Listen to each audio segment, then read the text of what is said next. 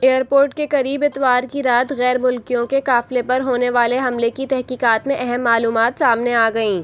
تفتیشی ذرائع کے مطابق تحقیقات کے دوران معلوم ہوا کہ حملے میں چھوٹی کار استعمال کی گئی، جبکہ کار کی نمبر پلیٹ، انجن اور چیسس نمبر حاصل کرنے کی کوشش کی جا رہی ہے۔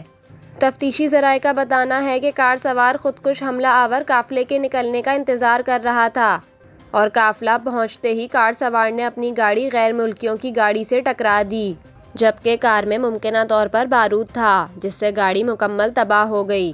تفتیشی ذرائع کا کہنا ہے کہ دھماکے کے بعد غیر ملکیوں کی ایک گاڑی ریورس کرکے محفوظ کرنے کی کوشش کی گئی، مگر دھماکے میں بھاری بارودی مواد استعمال کیا گیا تھا، جس سے گاڑیوں کو نقصان پہنچا۔